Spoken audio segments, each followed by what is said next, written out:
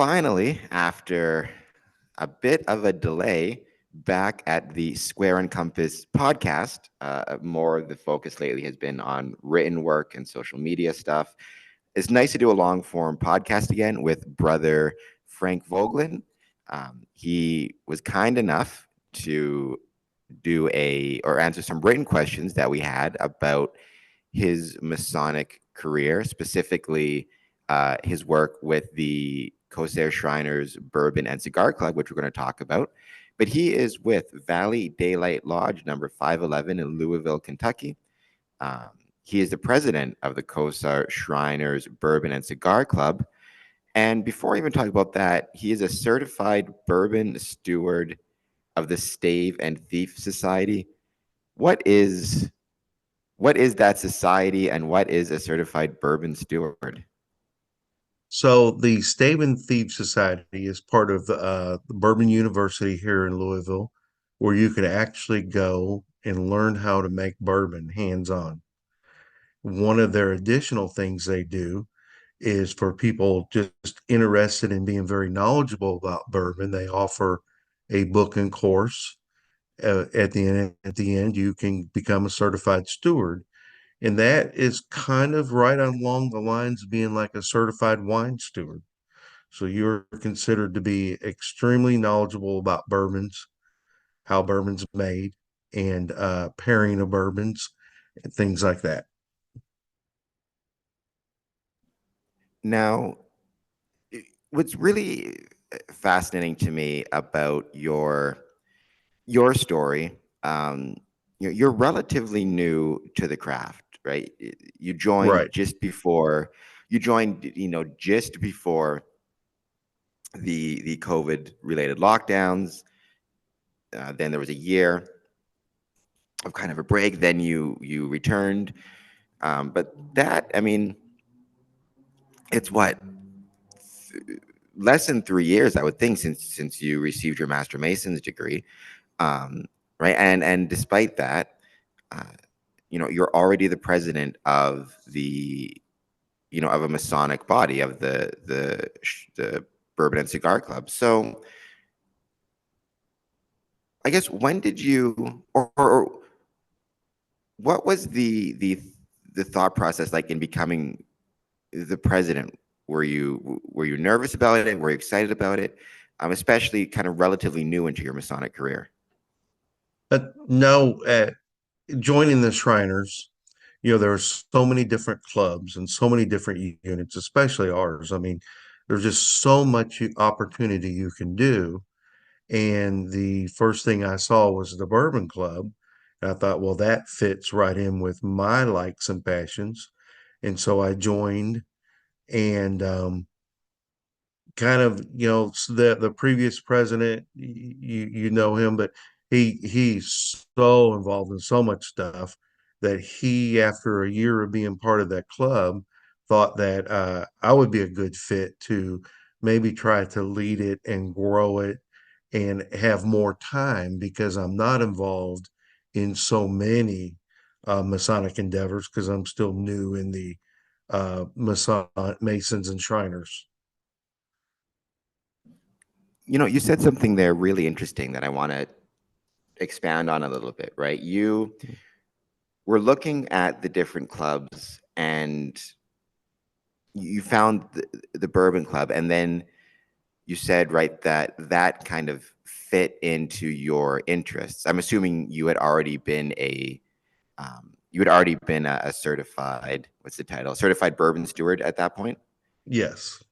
And I think so often, you know, there's a tendency, especially amongst newer Masons, to I'm trying to think of the right term, to kind of act as though they're like a blank slate coming into it, right? That they're going to, instead of trying to bring their interests into Freemasonry, they're going to try to mold themselves to fit into wherever it is, right? And I think Freemasonry is so, like you talked about, there's so much and it's so big that if you have an interest in something, for example, bourbon, you can probably find a way to incorporate that into your Masonic career, right? It's about Yes.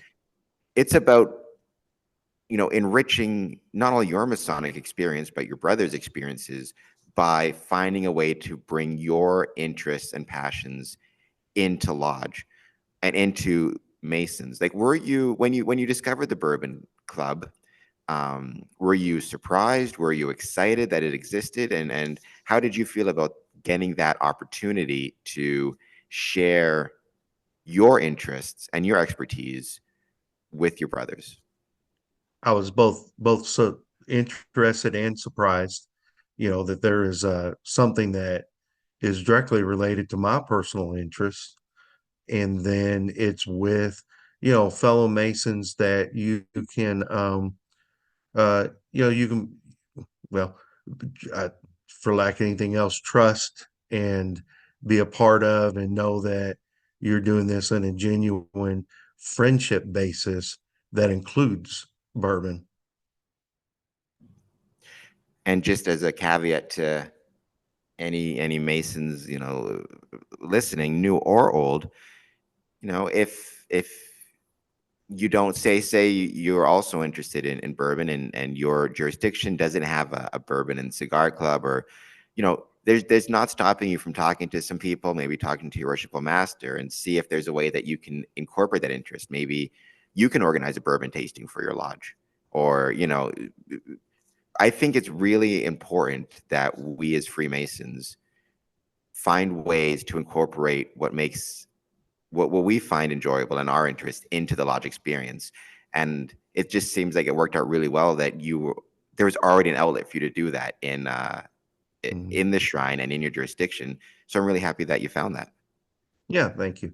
And quite often, I just think that we forget to incorporate the fellowship beyond the means of the lodge rituals. That we can be brothers outside of the lodge and share interests, whether it's bourbon or a gun club or gardening, or there's so many other things we can do together and share interests. That's a really good point as well. I always say, b- um, everything matters is kind of one of my mottos. I think there does tend to be sometimes a tendency amongst lodges over um, to overemphasize one aspect of the craft. So there are some lodges and some Masons, right, who will say, well, the most important thing is ritual work, and that's what matters. And they won't spend enough time Mhm. focusing on either the social aspect of the craft or the administrative side of the craft, making sure all of their paperwork is up to date with their Grand Lodge. Right, There are other, lodges which might be really good at the paperwork side of it and administratively strong, but they don't hold fellowship. They can't do ritual, and others where the focus is almost exclusively on the social functions to the detriment of they don't practice ritual. And I think it's right. important that everything matters, but you definitely need that social aspect, I think, for a successful lodge. I don't think you can have a successful lodge and not have some strong social bonds outside of the stated meetings. I agree. So, I feel like we probably, or I probably buried the lead here. So we should go back a second. You are the president of the Kosair Bourbon and Shrine. I should double check this. I'm pronouncing that correctly, right? Kosair? Yes. Perfect. The Kosair Bourbon and Cigar Club. So, what is the Kosair Bourbon and Cigar Club, and how long have you been president? Well, I was just elected president the first of the year, so I'm brand new. And then unfortunately, I was very sick for our first meeting, so I didn't get to go to that. But so I'm new as the president, have been part of the club for about a year and a half since I've been a Shriner. And it's kind of exciting this year because with my knowledge and experience, we're going to be able to do a couple things. One is expand what we do. Right now, we tend to meet at the shrine and just kind of hang out together. But we're going to start doing outings, visiting local bourbon bars, have tastings with the distilleries. So here in Kentucky, we're rich with uh, an unknown number of distilleries. just loving to meet with you and tell them about their, bourbons. And when we do those tastings, we're actually going to open those to the public as a way to for them to come in and taste good bourbon and be introduced to the Kosair Shrine and Masonry as, an opportunity there to just show who we are and what we do. And then we also will be doing some really great raffles, and something very unique with the Kosair Shrine is, in addition to supporting the national work with the hospitals, we have our own Kosair for Kids, um, not-for-profit organization that gives out millions of dollars a year regionally to children and families with medical needs. And we donate to that. I do want to talk more about that charitable side of it, but I'm curious, going back to the bourbon tastings and the outings, what has the response been like from the community, specifically from the distilleries that you've contacted, and from the yeah, just that. What's the response been like in terms of when you've approached distilleries and approached the community about holding these events? Well, the community is just open for it because bourbon is just, booming so much, and everybody wants to see the new distilleries and the new things, and they love coming to it. The distilleries themselves, they love hosting the tastings, but getting too involved because we use the word children and Kosair for children, they all tend to shy away from that. They, even though it's a good cause, for some reason they don't like bourbon and, the idea of children being mentioned in the same sentence. Well, But you're we're not. we're working to get them. Let's say I'll tell them, hey, we won't mention Kosair for Kids because that's our selected. We're not directly linked with Kosair for Kids. That's our selected not-for-profit that we donate to. Yeah, I mean, unless I'm mistaken, you're not serving bourbon to the kids; it's for the adults, right? Right, right. It's just our club happens to find the Kosair for Kids and our local charity through the Kosair Shriners a great cause to um, be, in addition to the reason why we exist, is to be able to raise money. And the last couple years, we've been able to, just through small events, give over $2,000 a year to the Kosair Shrine kids. So that's pretty good for just drinking bourbon. Yeah, it's great for just drinking bourbon. It'd be great for drinking anything. It'd be great for drinking coffee. So Yeah. that is very cool. And I think that's just going back to what I was talking about earlier, right? Right, everything matters, right? That Hmm. also includes being a good brother to the community, and including charitable events, right? You kind of need it all. Yes. What was it a matter of, and I know you touched on this before, um, did you decide to join the shrine because of the Bourbon and Cigar Club, or did you always intend to join the shrine? And just, and the club was a happy addition.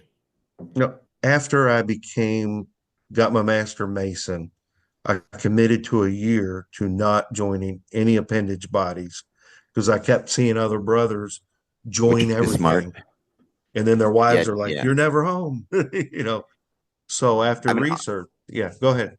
yeah, no, that's very smart. I Yeah. support that 100. I mean, I went much longer. So I joined Freemasonry in 2007, and I told myself I wouldn't, and I didn't join any appendant body until I had made it through, until I had been at least, until I was out of the East. Mm, So, not just finished being master, but also finished being immediate past master.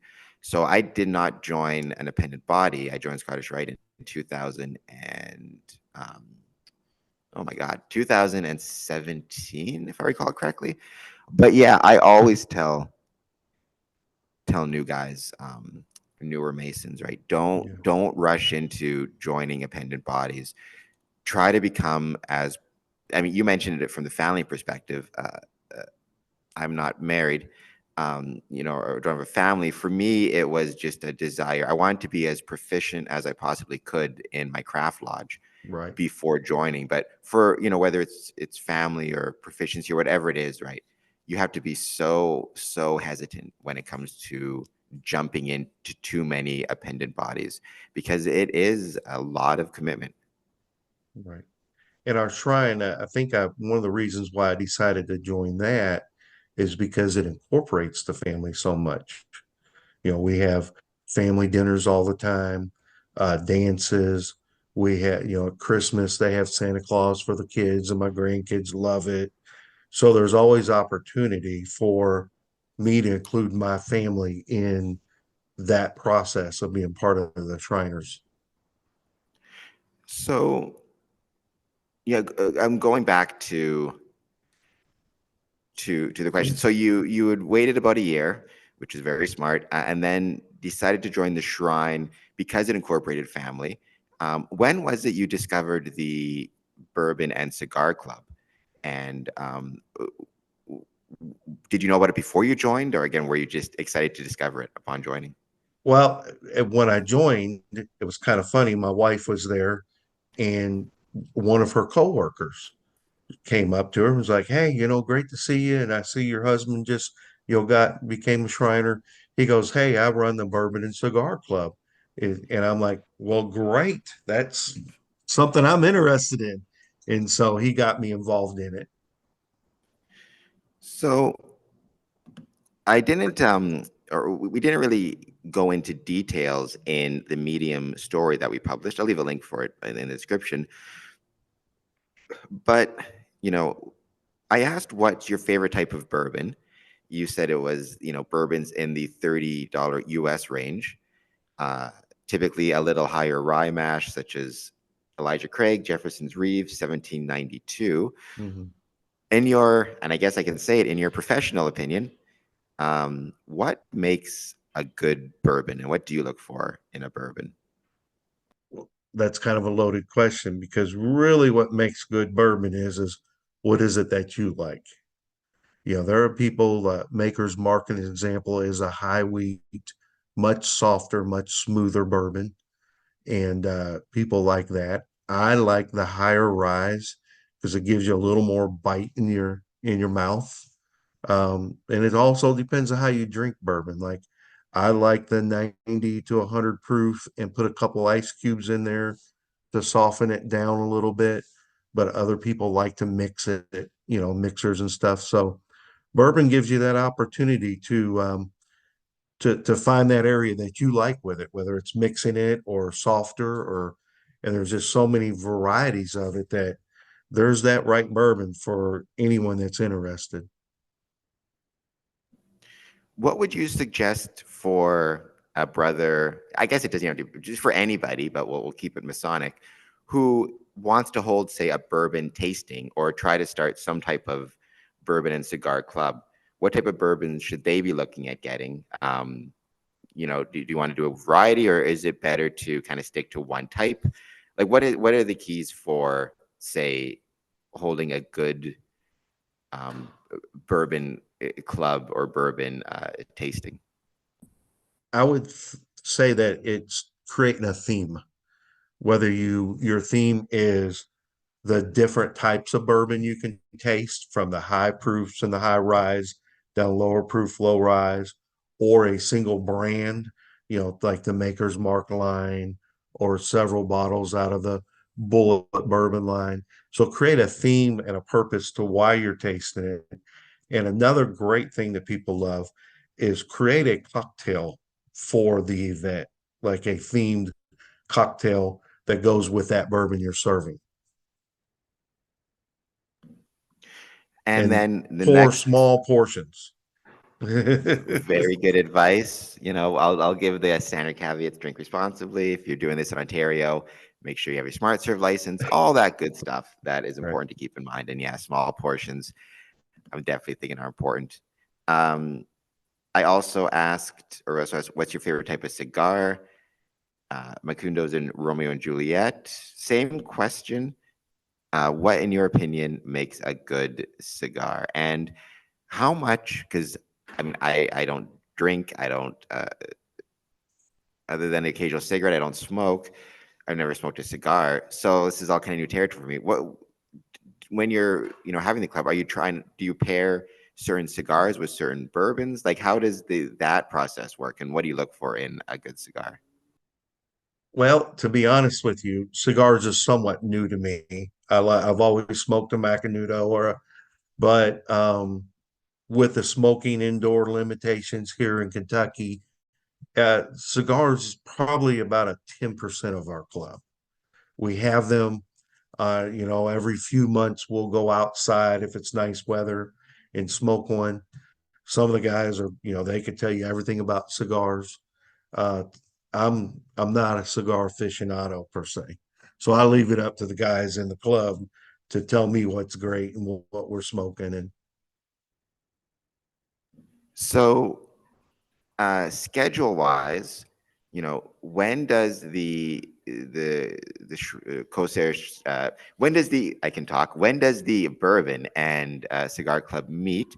And I know we discussed, right, in our medium interview, right, it's open to Shriners, but you also mentioned before that you are going to have some events open to the public, and Masons, but not Shriners. So when are some of those events we can look at? Are you aiming for the summer, or when can the public, um, and Masons, but not Shriners, check you guys out? so we normally meet the third Wednesday of the month at 6:30 is what we call cocktail hour. 7 o'clock the meeting starts. uh, Over the probably the second quarter, we're going to start incorporating every once in a while meeting outside of the Shriners at a bourbon bar or somewhere like that. That's of interest to us. And then I'm working with the distilleries now. Probably midsummer, mid fall, and midwinter, we will have bourbon tastings with the distilleries that will be open to the public, and we'll probably have like a minimal $20 charge to anybody that'd like to go to that. And can you just talk a little bit about the actual Kosair Shrine? I mean, I'll leave a link to the website. It looks like a really beautiful building you guys have, and I did a little bit of research on it. But just tell me a little bit about the Shrine Club in Louisville in general, and like, is your building open to the public for tours, or what type of kind of both public and Masonic outreach do you guys have?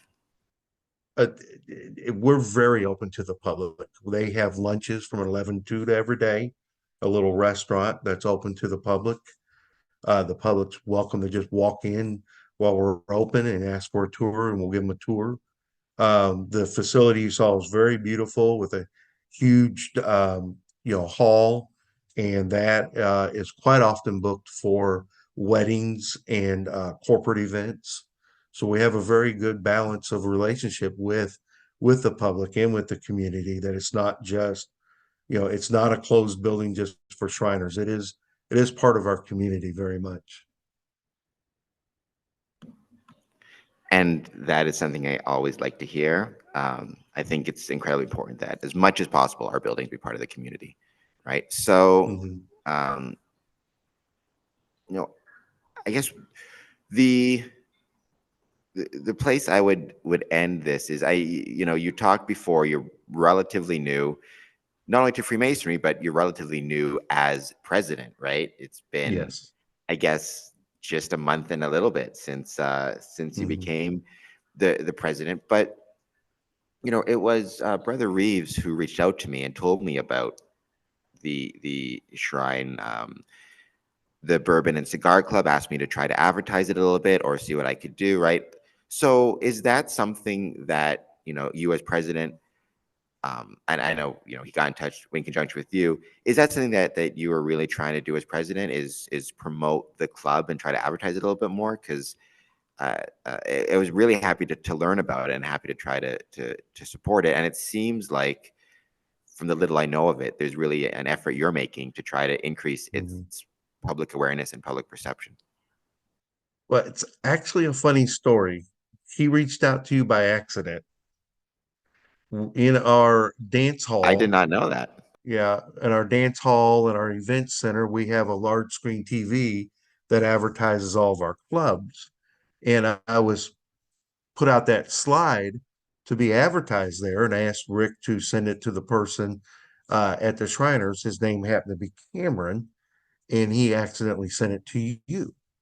So it was actually a happy happenstance, but it has encouraged me that this is definitely an avenue we're going to follow to try to help not just promote the Shriner, Kosair Shriners and Louisville Shriners, but I think that something that we're doing with the Bourbon Club is something that people hear about other shrines may be interested in doing that. Absolutely. I think one of the best things about Masonic podcasts and Masonic newsletters and whatever it might be is, right, something really cool can be happening in Louisville, and then you can share that, and maybe a brother tries it in Alaska Right. or whatever it is, right? I think that that's a Mhm. really, I don't know if they have bourbon in Alaska. I'm sure they can ship it in, but I Yeah. don't know what I don't know what the native drink in Alaska is.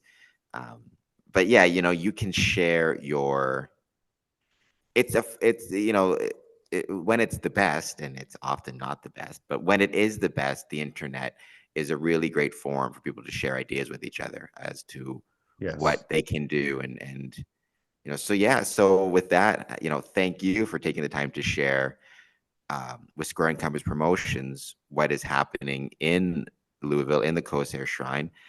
I have been to Kentucky. I actually wrote about it a few times. I do desperately want to come back though at some point, because it's a great state with great people, and maybe I'll get to see you down there at some point. But thank you so much for being on the podcast. Thanks for having us, and you're always welcome to come and visit us.